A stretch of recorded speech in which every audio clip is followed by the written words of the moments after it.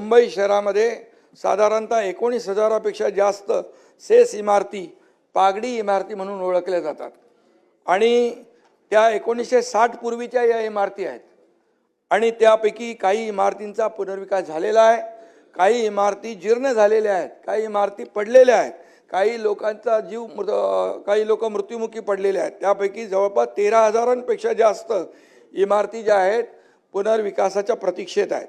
या इमारतीतल्या भाडेकरूंना Maharashtra rent control act नुसार संरक्षण प्राप्त आहे, कारण त्या जुन्या आहेत। या इमारती तसेच त्यातील भाडेकरू व करारनामे त्यांचे कायदेशीर आहेत आणि शासनाने भाडेकरूंच्या हितासाठी रेंट कंट्रोल ॲक्ट आणून त्यांना संरक्षण दिलेलं आहे। त्यांच्या पुनर्वसनाच्या हक्कामुळे घर मालकांना त्यांच्या मालकी हक्काचा योग्य मोबदला मिळत नाही अशी घर मालकांची तक्रार देखील असते। तसेच भाडेकरू व घर मालकांमध्ये अनेक खटले लघु न्यायालयामध्ये कोर्टामध्ये प्रलंबित आहेत। त्यामुळे पागडी इमारतीच्या पुनर्विकासाला अल्प प्रतिसाद मिळतो आहे आणि त्यामुळे पागडी इमारतींचा सुयोग्य व न्याय्य पुनर्विकास गरजेचा आहे। त्यासाठी भाडेकरू तसेच घर मालकांचा हक्क दोघांचाही अबाधित करणं सुद्धा गरजेचं आहे आणि त्यामुळे आर्थिक दुर्बल घटकांसाठी व अत्यल्प उत्पन्न गटासाठी EWS आणि LIG फक्त FSI देऊन चालणार नाही, त्यांच्या घरांची विनाशुल्क पुनर्बांधणीच्या खर्चाची तजवीज करणे सुद्धा गरजेचं आहे आणि त्यामुळे एक स्वतंत्र नियमावली तयार करण्यात येते आहे, ज्यात खालील तरतुदींचा समावेश करण्यात येणार आहे।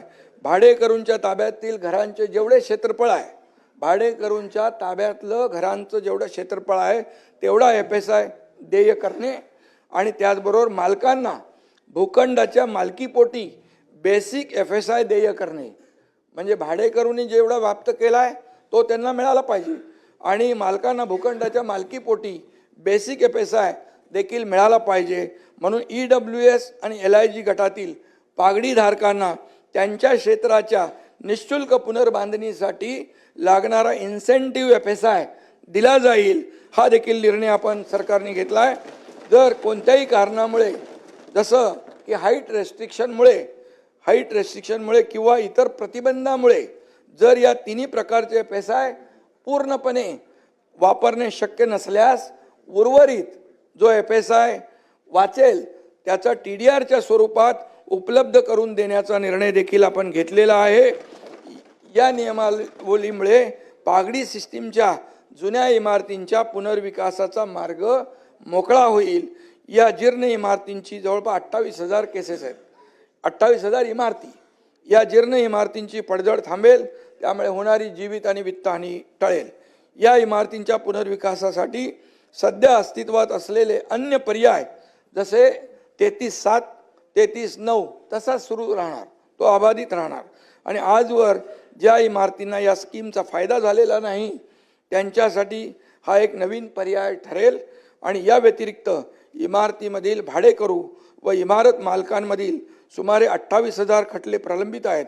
या न्याय प्रक्रियेत देखील अनेक कुटुंब दशकांपासून अडकलेली आहेत आणि म्हणून माझी मुख्यमंत्र्यांच्या बरोबर चर्चा झालेली आहे। पुनर्विकासाला गती देण्यासाठी त्यांच्याकडे आपलं लॉ अँड ज्युडिशरी पुनर्विकासाला गती देण्यासाठी वादही मिटवले पाहिजेत, कारण हे खटले निकाली काढण्यासाठी उच्च न्यायालयाच्या पूर्व परवानगीने पुरेशी अतिरिक्त फास्ट ट्रॅक कोर्ट देखील आपल्याला आवश्यक आहेत। त्याची देखील तजवीज आपण करणार आहोत की पुढच्या 3 वर्षात सर्व खटले निकाली निघतील अशी या ठिकाणी आपण तजवीज करतोय।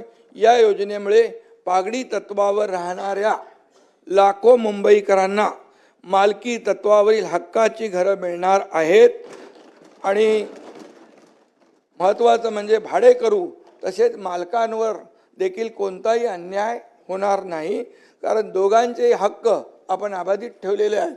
नाहीतर मग जर एकाच बाजूने आपण भाडेकरूंसाठी निर्णय घेतला असता तर कोणी कोर्टात गेला असतं आणि म्हणून दोघांना आपण समसमान अधिकार दिलेले आहेत, कोणाचे हक्क आपण हे केलं नाही, अबाधित ठेवलेला आहे आणि म्हणून भाडेकरू आणि मालकावर देखील कोणताही अन्याय होणार नाही। यामुळे या निर्णयामुळे पुढील काही वर्षांमध्ये मुंबई पागडी मुक्त होईल असा मला ठाम विश्वास आहे आणि त्यांना हक्काचं घर त्यांना मिळेल. या प्रक्रियेत आणखी काही अडचणी उद्भवल्यास त्या दूर करण्यासाठी देखील सरकार जे काही प्रयत्न आहेत ते करतील.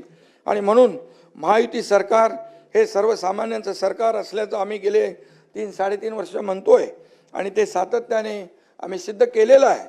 मुंबईचा विकास करून मुंबईतले रस्ते असतील, इतरही सोयीसुविधा असतील त्या आपण पाहिलेल्या आहेत.